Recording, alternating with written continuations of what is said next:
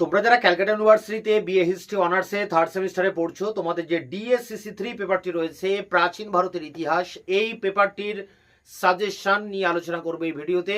এবং এখানে সাজেশনের প্রতিটা প্রশ্নের উত্তরও তোমরা পেয়ে যাবে চ্যানেল থেকে। সাজেশনে যে সমস্ত প্রশ্নগুলো দিয়েছি সেগুলো ইউটিউবে লিখে বাংলায় লিখে সার্চ করলে আমার ভিডিও তোমরা পেয়ে যাবে। যদি না পাও তাহলে আমার হোয়াটসঅ্যাপ নাম্বার 8327540655 নাম্বারে হোয়াটসঅ্যাপ করলে আমি অ্যান্সারের লিঙ্কগুলো তোমাদেরকে পাঠিয়ে দেবো। এছাড়া যদি তোমাদের কোনো কোশ্চেনের অ্যান্সার আর্জেন্ট বেসিস প্রয়োজন হয়, তোমরা হোয়াটসঅ্যাপ বা কমেন্ট সেকশনে কমেন্ট করেও তোমরা জানাতে পারো। তোমরা যখন সেকেন্ড সেমিস্টারে পড়ছিলে বা এখনো তোমাদের সেকেন্ড সেমিস্টারে পরীক্ষা হয়নি, কিন্তু থার্ড সেমিস্টারের সময় শর্ট হয়ে যাচ্ছে বলে তোমাদের থার্ড সেমিস্টার পড়া শুরু করতে হচ্ছে। তা এই সেকেন্ড সেমিস্টারে তোমরা যারা আমার চ্যানেলে ছিলে তোমরা জানো যে 100% প্রতিটা কোশ্চেনের অ্যান্সার আমি কিন্তু তোমাদের সামনে প্রোভাইড করি। তা দেখো, এখন আমরা আলোচনা করব ডিএসসিসি 3 অর্থাৎ থার্ড সেমিস্টার ডিএসসিসি 3 হিস্ট্রি অনার্সের সাজেশন 2025-26 সাজেশন নিয়ে এই ভিডিওতে তোমাদের সামনে আলোচনা হবে। তা দেখো, এখানে 10টি মাত্র প্রশ্ন তোমাদের জন্য রেখেছি। এই টপ 10 কোশ্চেনের মধ্যে তোমরা সমস্ত প্রশ্ন কমন পেয়ে যাবে। গ্রুপ বি তে থাকবে বড় প্রশ্ন 20 নম্বরের 3টি প্রশ্ন, 60 নাম্বার।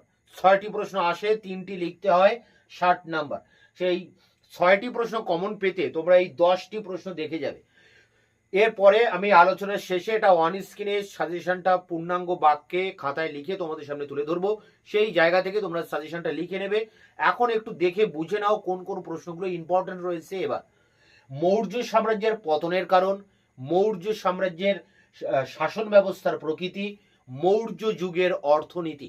এই মৌর্য যুগের উপরে 3টি প্রশ্ন করলে এখান থেকে একটা তো শিওর, 2টো প্রশ্ন তোমরা কমন পেয়ে যেতে পারো। দ্বিতীয় চন্দ্রগুপ্তের কৃতিত্ব, গুপ্ত যুগকে সুবর্ণ যুগ বলা হয় কেন? এই দুটো অর্থাৎ দ্বিতীয় চন্দ্রগুপ্ত এবং গুপ্ত সুবর্ণ যুগ, এই দুটোর মধ্যেও একটা 100% কমন পাবে। তাহলে প্রথম যে 5টি প্রশ্ন, এই টপ 5 কোশ্চেন যদি তোমরা পড়ে যাও, এর মধ্যেই আশা করা যায় 3টি প্রশ্ন কমন পাবে।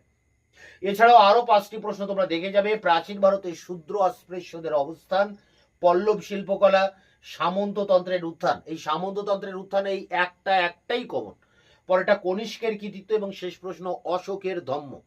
প্রতিটা প্রশ্ন টপ মোস্ট ইম্পর্টেন্ট প্রশ্ন। 10টি প্রশ্নের উত্তর আমি ইতিমধ্যে চ্যানেলে আপলোড করে দিয়েছি।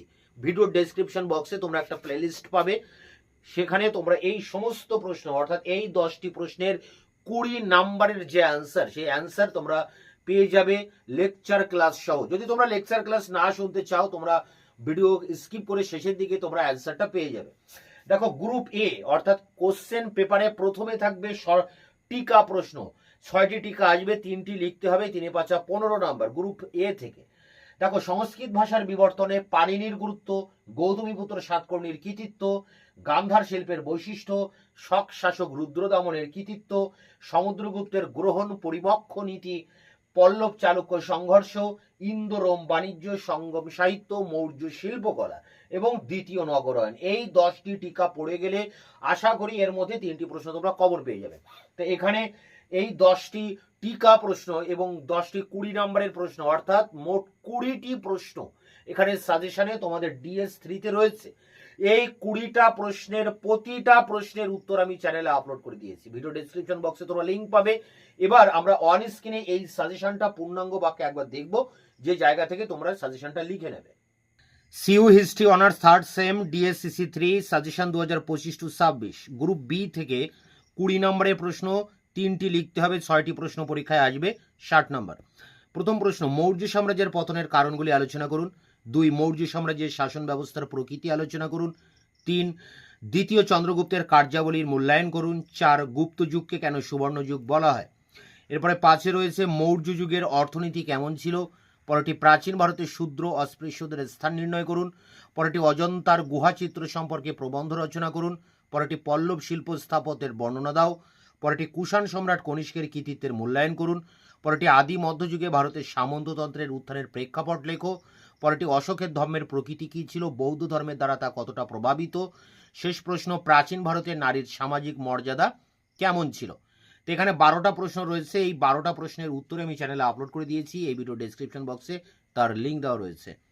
গ্রুপ এ অর্থাৎ কোশ্চেনের প্রথমেই থাকবে গ্রুপ এ, সেখানে টিকা লিখতে হবে 3টি, 3 5 15 নাম্বার। তো তো দেখো প্রথম যে প্রশ্ন ইম্পর্টেন্ট, প্রাচীন ভারতের সংস্কৃত ভাষার বিবর্তনে পাণিনির গুরুত্ব লেখো। 2 গৌতমীপুত্র সাতকর্ণীর কৃতিত্ব লেখো। 3 গান্ধার শিল্পের বৈশিষ্ট্য লেখো। পরেরটি শক শাসক রুদ্রদমনের কৃতিত্ব। পরেরটি দ্বিতীয় নগরায়ন। পরেরটি রয়েছে সমুদ্রগুপ্তের গ্রহণ পরিমক্ষ নীতি। পরেরটি রয়েছে পল্লব চালুক্য সংঘর্ষের মূল কারণ। পরেরটি ইন্দো রোমান বাণিজ্যের প্রধান বৈশিষ্ট্য। পরেরটি সঙ্গম সাহিত্য। পরেরটি পুষ্যমিত্র সঙ্গের বিদ্রোহ কি ব্রাহ্মণ্যবাদী প্রতিক্রিয়া ছিল। পরেরটি মথুরা শিল্পের বৈশিষ্ট্য। পরেরটি মৌর্য স্থাপত্য শিল্পের বৈশিষ্ট্য। অর্থাৎ এখানেও 12টি টিকা প্রশ্ন রয়েছে। এই সমস্ত প্রশ্নের উত্তর তোমরা চ্যানেলে পেয়ে যাবে, ভিডিও ডেসক্রিপশন বক্সের তার লিঙ্ক রয়েছে। দেখা হচ্ছে অন্য ভিডিওতে, ততক্ষণ চ্যানেলকে সাবস্ক্রাইব করে রাখবে, বন্ধুদের কাছে শেয়ার করবে, ভিডিওটি ভালো লাগলে অবশ্যই একটা লাইক দেবে।